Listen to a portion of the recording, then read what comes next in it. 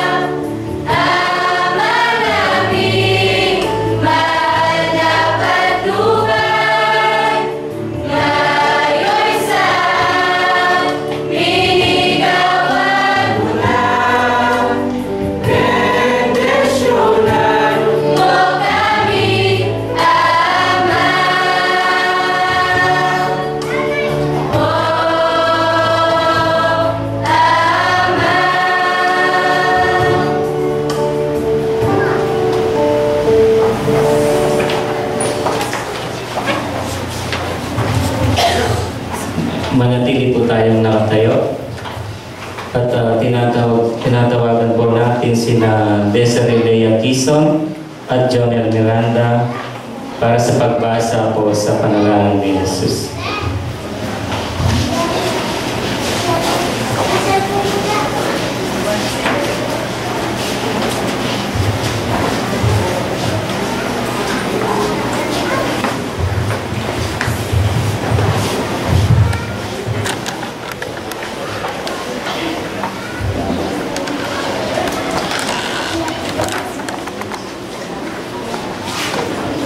Ang mga bagay na ito ay sinalita ni Jesus at sa pagtingala ng kanyang mga mata sa langit ay sinabi niya, Ama, dumating na ang oras, luwalhatiin mo ang iyong anak upang ikaw ay luwalhatiin ng anak.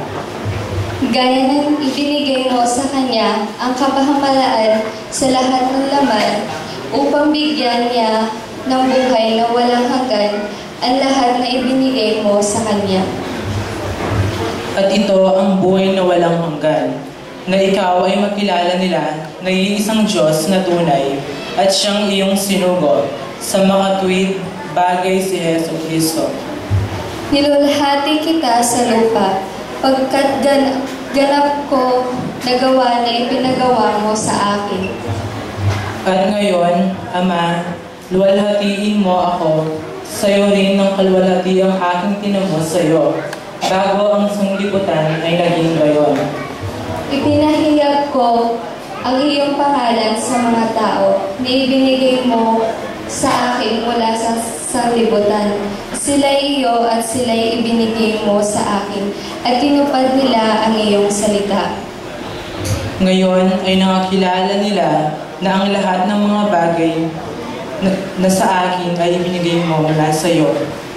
Sapagkat ang mga salita sa akin ibinigay mo ay ibinigay ko sa kanila at kanilang tinanggap at nangakilala nilang tunay na nagbuhat ako sa iyo at nagsipaniwalang ikaw ang nagsugo sa akin.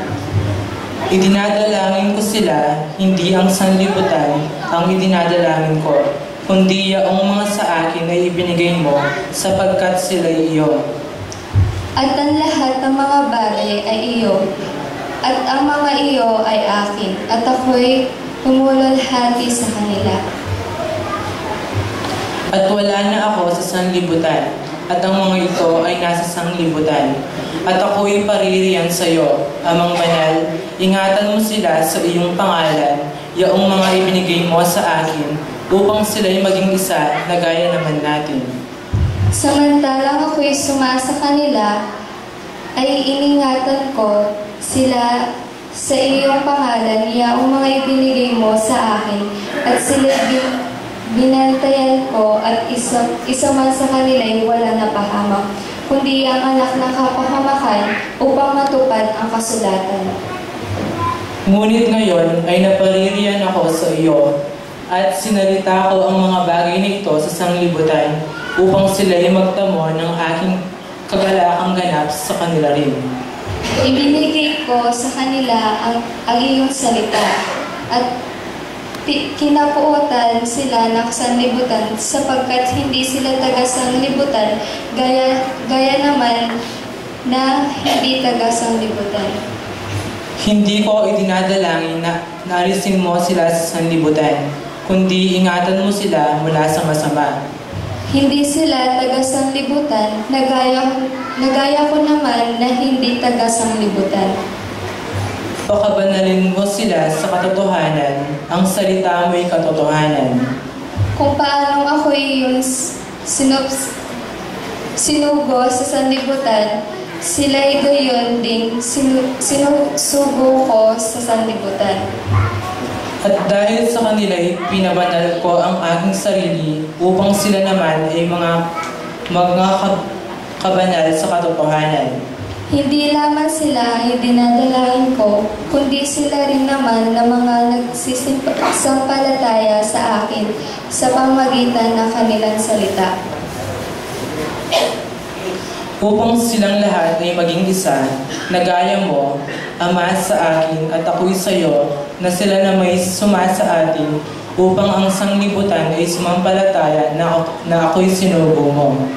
At ang kaluwalhatian sa akin ibinigay mo ay ibinigay ko sa kanila upang sila'y maging isa na gaya naman natin na isa. Ako'y sa kanila at ikaw ay sa akin, upang sila'y malubos sa pagkakaisa, upang makilala ng sanglibutan na ikaw ang sa akin ay nagsugo, at sila'y iyong inibig, na gaya ko na inibig mo. Ama, yaong mga ibinigay mo sa akin ay ibig ko kung saan ako naroroon. Sila naman ay dumaong kasama ko upang makita nila ang kaluwalhatian ko na ibinigay mo sa akin sapagkat ako'y iyong inibig bago nagtatag ang sanlibutan. O Amang Banal, hindi ka nakikilala ng sanglibutan, ngunit nakikilala kita at nakikilala ng mga ito na ikaw ang nagsugo sa akin. At ipinakilala ko sa kanila ang iyong pangalan at ipakikilala ko upang ang pag-ibig na sa akin ay iniibig mo ay mapasa kanila at ako'y sa kanila. Kayayahan po natin manatili ang kapayapaan upang lalong higit na mapasa atin ang presensya ng ating Panginoon sa pangunguna ni Hermano Rod Gomez.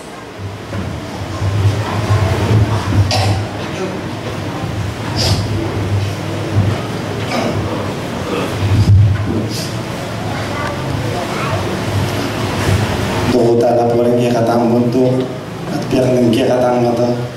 Pakiramdaman ni presensya ng may payang Diyos.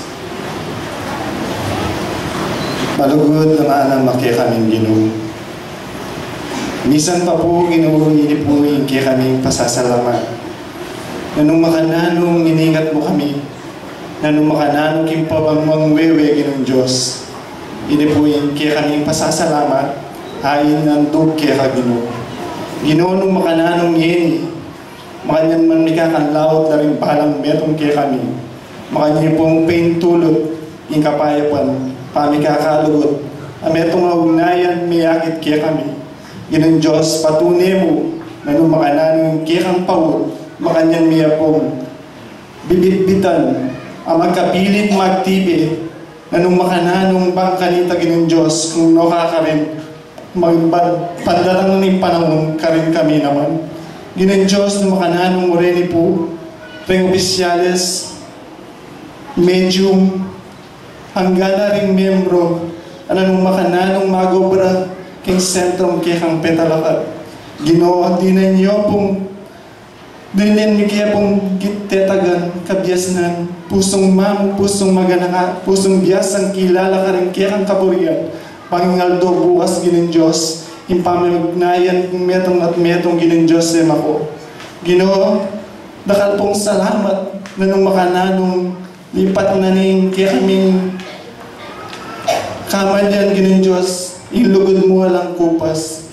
Ginoo, already po, nung makananong makanyan kayong mamahin, Ginoo, makanyan kaya pong lawin, maayos at banal. Ginoo, tugtugan niyo kaya pong makapanyira yung daya, mang malubas yung matuwang pangatao, nung makanyan kayong manatili king kaya kang kagulutan, tutuki magobra ka rin kaya kang kautusan. Ginong Diyos, already po rin kiking samot pasasalamat, King Lagyu Jesus, sa kaya kaming Diyos ang tagapagligtas. Amen.